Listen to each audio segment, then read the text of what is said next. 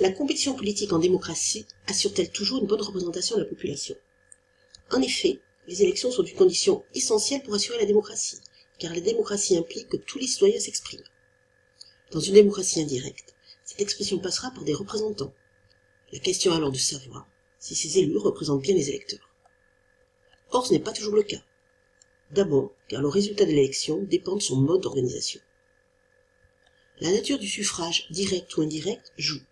En effet, un candidat peut être élu au suffrage indirect alors qu'il avait moins de suffrages exprimés et plus de représentants. C'est ce qui s'est passé en 2000 lors de l'élection américaine.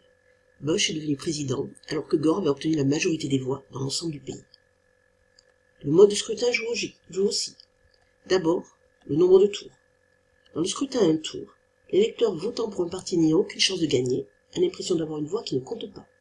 Il favorise alors le vote utile. Ainsi, le scrutin à un tour favorise les grands partis et défavorise les petits. C'est la loi de Duverger. Le scrutin à un tour crée le bipartisme. Seuls de grands partis prédominent. À l'inverse, le scrutin à deux tours permet une meilleure valorisation des petits candidats. En effet, le premier tour favorise le multipartisme. L'électeur vote pour le candidat de son choix. Dans l'autre deux tours, se mettent en place des alliances politiques. Les candidats autorisés à se présenter au second tour forment des coalitions avec ceux qui n'y ont pas accès. Enfin, le second tour crée une bipolarisation de la scène politique. Le mode d'attribution des sièges influence aussi les résultats. En effet, le scrutin majoritaire ne permet pas de rendre la réalité des résultats électoraux. Qu'un parti perde une élection de quelques suffrages ou de plusieurs milliers, le résultat est le même. Il ne sera pas représenté. On obtient ainsi une surreprésentation des vainqueurs et une sous-représentation des vaincus. À l'inverse, le scrutin proportionnel est plus représentatif. Il permet de représenter les formations politiques à raison de leur poids électoral. Le mode d'organisation des élections peut donc limiter la représentativité des élus. Une autre raison est que certaines catégories de la population ne se portent pas candidats. C'est le cas des jeunes, des catégories populaires, mais aussi des femmes. En effet, les femmes sont sous-représentées au niveau politique.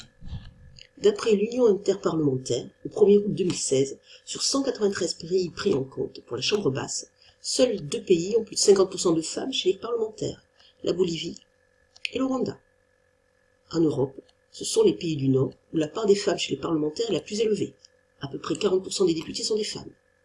En France, en 2016, 26% des députés sont des femmes.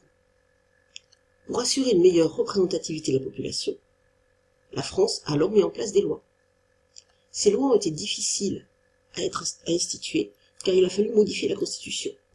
En effet, l'article 1 interdisait de distinguer les électeurs ou les éligibles selon le sexe, le revenu et la profession. Les femmes ne pouvaient donc être traitées différemment que les hommes. C'est pour cela qu'en 1999, la Constitution est modifiée. Est inscrit maintenant le principe de l'égal accès des femmes et des hommes aux mandats électoraux et fonctions électives. Cela permet alors l'instauration de lois sur la parité. Ces lois sont basées sur la discrimination positive. En effet, l'objectif est d'assurer une égalité réelle entre hommes et femmes dans la compétition politique. Comme l'égalité des droits a généré une sous-représentation des femmes en politique, il faut, pour obtenir une égalité réelle, créer une inégalité de droit, c'est-à-dire traiter différemment les femmes et les hommes. C'est la méthode des quotas. Des places sont réservées aux femmes. Ces lois vont être appliquées différemment selon le mode de scrutin.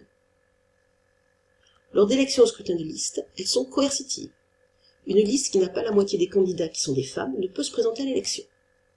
En revanche, lors de scrutins uninominal, elles sont incitatives. Le parti a des sanctions financières. Les résultats ont donc été très différents. Dans les scrutins de liste, la parité a progressé. C'est le cas des élections régionales et européennes.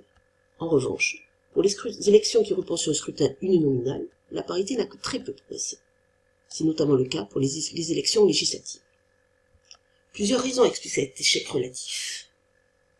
Si les grands partis ont préféré parfois payer des amendes, c'est parce qu'ils souhaitaient présenter des candidats connus et enracinés, qui avaient plus de chances d'être réélus. Ensuite, la discrimination positive est aussi critiquée. L'élection d'une femme est dès le départ entachée de suspicion. Une femme élue serait moins légitime qu'un homme, car son élection ne dépend pas de ses mérites propres, mais de la politique des quotas.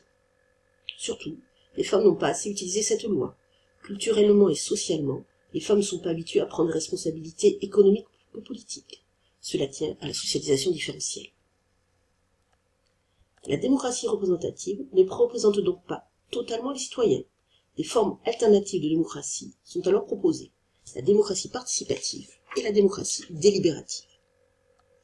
Ces deux formes de démocratie reposent sur la même critique de la démocratie représentative. Dans une démocratie moderne, le vote est insuffisant. Mais chaque forme de démocratie repose aussi sur une critique spécifique à la démocratie représentative. Pour les partisans de la démocratie participative, le vote n'est qu'une délégation de souveraineté. Les citoyens ne participent pas à la prise de décision. En revanche, pour les partisans de la démocratie délibérative, le résultat d'une élection n'est que la simple addition de votes. Cela lui donne donc peu de légitimité.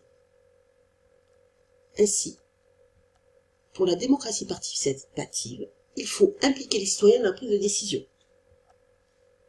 Pour la démocratie délibérative, l'objectif est de légitimer les décisions prises en organisant des débats contradictoires. Ainsi, dans la démocratie participative, les décisions vont être prises par les citoyens après leur réflexion et vote. Alors que dans la démocratie délibérative, avant le vote, il y a tout un processus d'argumentation rationnelle impliquant des points de vue contradictoires. Ces nouvelles formes de démocratie sont pourtant difficilement généralisables. D'abord, car le coût financier est très élevé. Il faut d'abord mettre en place des infrastructures pour débattre. Ensuite, pour les citoyens, il y a un coût en termes de temps. Comprendre les termes, se libérer pour participer. Ensuite, tous les citoyens ne vont pas automatiquement s'impliquer. Seuls vont participer ceux qui ont un intérêt à défendre, ou ceux qui ont les compétences et le capital culturel pour s'intéresser et comprendre des enjeux. Ainsi, ces formes de démocratie perdent une part de leur légitimité. Cependant, plus que concurrentes, ce sont des formes complémentaires. Elles favorisent la formation du citoyen, indispensable dans la démocratie représentative.